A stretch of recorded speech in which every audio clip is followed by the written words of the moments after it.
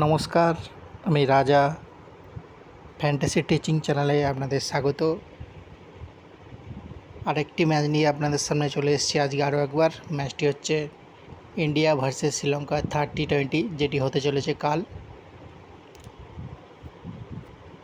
ম্যাচটি বিশ্লেষণ করার আগে আমি আপনাদের কাছে একটা কথাই বলতে চাই। ম্যাচটি কিন্তু মিনি জিএল উইন করার পক্ষে একটি বেস্ট ম্যাচ। চলুন বিস্তারিত আলোচনায় যাব। চলুন দেখে নেওয়া যাক টিমের কম্বিনেশান কী হতে চলেছে, কী প্ল্যান দুটো টিমের কী হতে চলেছে। চলুন আমরা দেখে নিই।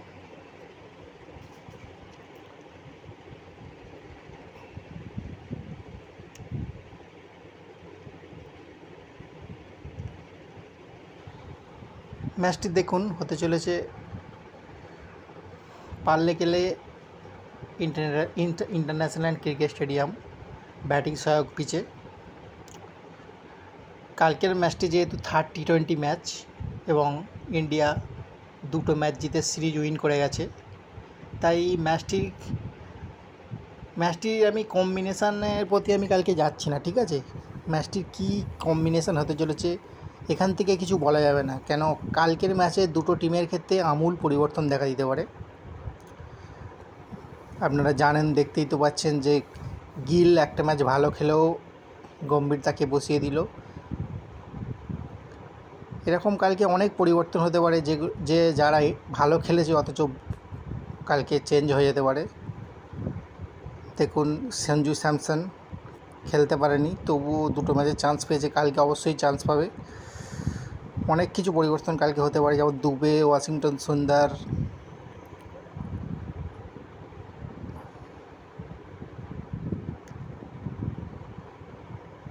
সিং, এসব পরিবর্তন হতে পারে। আবার অনেকজন আসতেও পারে। তাই কালকের ম্যাচ নিয়ে আমি একটা কথাই বলতে চাই, কালকের ম্যাচটা নিয়ে আমি টিম সিলেকশানের কথাই বলছি না। দুটো টিমের ক্ষেত্রেই এরকম হতে পারে, পরিবর্তন হতে পারে। তাই আমি কালকের ম্যাচটা নিয়ে বলতে চাই যে কালকের ম্যাচটা কীরকম খেলাটা হতে পারে, ঠিক আছে। সেই নিয়ে আমি আমার অ্যানালাইসিস। কালকের ম্যাচটা মিনি জিএলের পক্ষে বেস্ট ম্যাচ।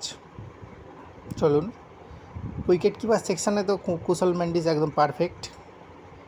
আর কালকের ম্যাচে কুশল পেরেরাকে ড্রপ করাই যায়, কেন কুশল পেরেরা হচ্ছে ধারাবাহিক প্লেয়ার নয়, ও ফলস হতেই পারে। ব্যাটসম্যানের ক্ষেত্রে সূর্যকুমার যাদব একদম পারফেক্ট, নিশাঙ্কা থাকবে। চলুন, ঠিক আছে। হার্দিক পান্ডিয়া তো থাকছেই।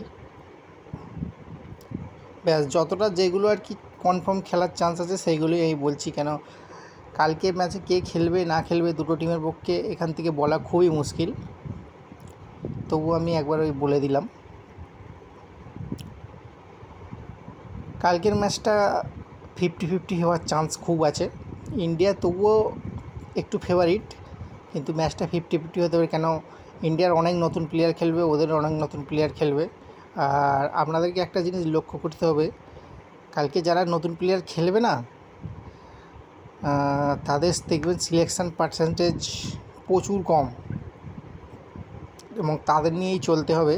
কালকে তারা ভাইটাল রোল প্লে করবে। যেমন ধরুন, ওয়াশিংটন সুন্দর খেলতেই পারে।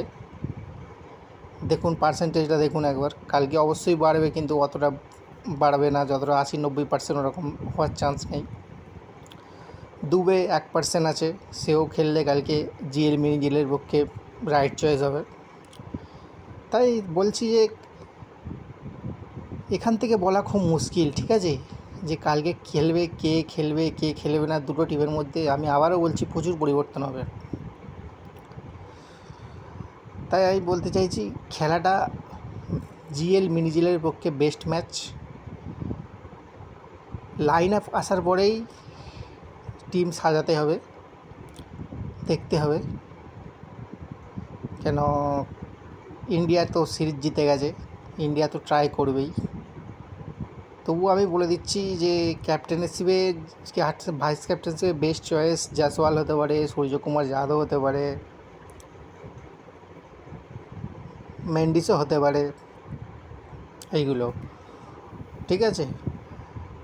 তাই আপনারা একটি অসাধারণ টিম যদি পেতে চান, লাইন আপ আসার পরে আপনি আমার চ্যানেলটিকে সাবস্ক্রাইব করে দিন।